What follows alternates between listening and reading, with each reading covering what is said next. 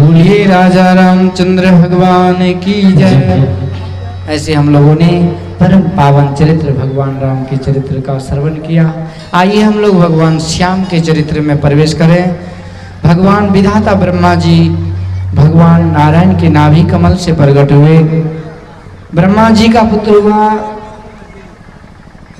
अत्रि ऋषि और उन्हीं से जो उनका पुत्र चंद्रमा, वहीं से चंद्रवंश चला।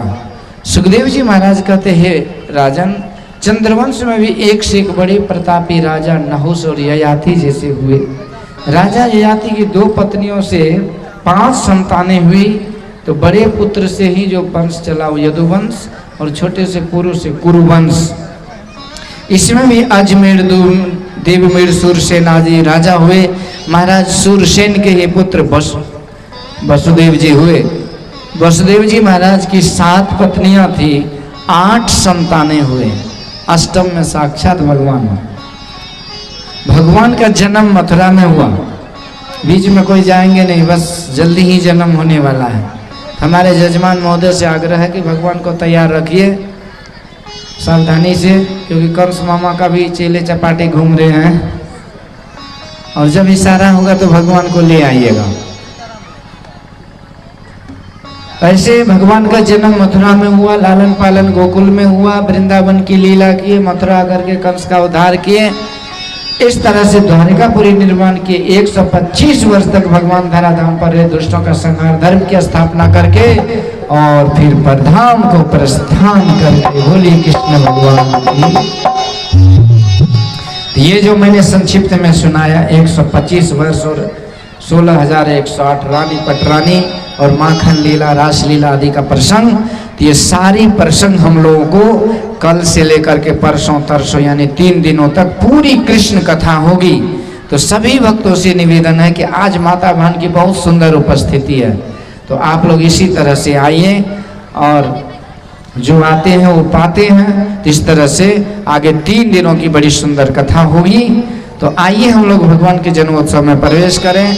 सुखदेव जी कहते हैं राजन, उस समय की बात है, कंस, जरासंध, दुर्योधन, दुशासन, शकुनी जैसे दुराचारी, अत्याचारी, पापाचारी राजाओं के अंदर जब प्रेत घुस गया, राक्षस, तो ये सब राक्षसी स्वभाव में आ गए और इसके अत्याचार से धरती माँ दुखी होकर के, बेचैन होकर के, व्याकुल होकर के देवताओं को साथ किए, ब्रह्मा बाबा को आगे किए और वैकुंठ धाम चले गए। वहीं पर सबों ने ध्यान लगाया कि हे प्रभु संकट दूर करो। तो वहीं पर भगवान नारायण प्रभु का आदेश हुआ और ब्रह्मा जी ने सबों को वो आकाशवाणी सुना दिए, देवताओं शीघ्र ही हमारे प्रभु इस मथुरा मंडल में आने वाले हैं। तो जो भी अपने भाग्य को सौभाग्य में बदलना चाहे वो जाकर के मथुरा मंडल में जन्म ले पर पहुंचे। और उसी समय भगवान ने आदेश दिया था कि वो स्वयं देव की माँ के उधर से आएंगे। तो ये मथुरा का राजा कंस उग्रसेन था, पर उसका बेटा कंस ने उग्रसेन को पटक के जेल में डाल दिया, खुद राजा बन गया, अत्याचार फैलाने लगा। और एक दिन की बात है, अपनी चचेरी बहन देवकी को देखा तो उन्हें लगा कि बहन बड़ी हो गई है, शादी सेटिंग करना चाहिए। तो कंस ने अपने से वसुदेव जी को बुला करके अपने बहन का विवाह उससे करा दिया। बहुत सारे दक्षिणा रुपया पैसा दिए विदाई में, दहेज में। और जब बहन की विदाई होने लगी तो कंस खुद रथ चला करके रोते हुए विदा कर रहे हैं। और उसी रंग में भंग देवताओं ने किया। देवताओं ने लगे हाथ आकाशवाणी कर दी, अरे दुष्ट कंस, जिस देवकी के वियोग में तो इस तरह से आंसू बहा रहा है, उसी देवकी का 8वां लाल तुम्हारा होगा काल। आओ तो कंस की हो गई आंखें लाल, हो गया बेहाल कि मेरी बहन ये मेरे कान को जन्म देगी, मैं इसे छोड़ नहीं सकता। गुस्सा से आग बबूला कंस ने रथ चलाना छोड़ देवकी माँ के केस को पकड़ के घसीट के नीचे गिरा दिया। वो चमचमाता हुआ तलवार मियान से निकाला कि मैं इसे टुकड़े टुकड़े कर दूंगा। वसुदेव जी समझ गए इसके ऊपर काल सवार है, कुछ करना चाहिए। वसुदेव जी ने हाथ पकड़ा, महाराज जी क्या कर रहे हो?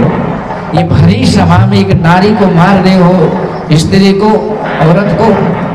तुझे जनता थू थू करके कभी माफ नहीं करेगी और ये पाप के अधिकारी हो गए, इसलिए इसे मत मारिए, तुम्हारी बहन भी है। कंस कहते हो तो ठीक है, लेकिन ये काल को जन्म देने वाली एक बहन नहीं हो सकती, मैं इसे जरूर मारूंगा, छोड़ मुझे। वसुदेव जी कहते महाराज एक बात बोलो, तुझे इस तुम्हारी बहन से दुश्मनी है कि इनके बच्चे से दुश्मनी है? कंस का दुश्मनी तो इनके बच्चे से है। वसुदेव जी कहते महाराज मैं वचन देता हूं, मैं जीवन में कभी झूठ नहीं बोला, इसका जो भी बच्चा होगा मैं तुम्हारे हाथ दे दूंगा, उस मासूम बच्चा को तुम्हें जो मर्जी हो कर देना। तो कंस को समझ में आ गई, बोले ठीक है वसुदेव, मैं तुम्हारी बात पे विश्वास करके छोड़ रहा हूं, पर अपने वचन पर टिके रहना, नहीं तो तुम्हारा भी खैरियत नहीं। यूं कह के छोड़ दिए वसुदेव देवकी को। और इस तरह से पहला बच्चा देवकी माँ से जो हुआ कंस ने के हाथ में दिया गया, और कंस ने पैर पकड़ के पत्थर पे दे मारा, उसका भी, उसे भी हत्या कर दी। इस तरह से 1 2 करके 6 बच्चे की हत्या ही कंस ने कर दिया। देवकी माँ का आंसू नहीं सूख रहा है कि कंस दूसरे बच्चे को मार देता है। अब विचार कीजिए कि एक भगवान की होने वाली माँ है, लेकिन फिर भी दुख कैसे पीछा कर रहा है। जैसे दुख में घबराना नहीं चाहिए, प्रतीक्षा करनी चाहिए। आज भगवान ने योग माया को आदेश दिया कि जाइए और मेरी माँ के घर में जो दाऊ भैया है उसे आप रोहिणी माँ के घर में रख दीजिए, आप यशोदा की लाली बन के आइए और देखिए आपकी पूरी दुनिया में पूजा होगी। इस तरह से योग माया का करामत हुआ, देवकी माँ के गर्भ का पतन हो गया, ये हल्ला हो गया।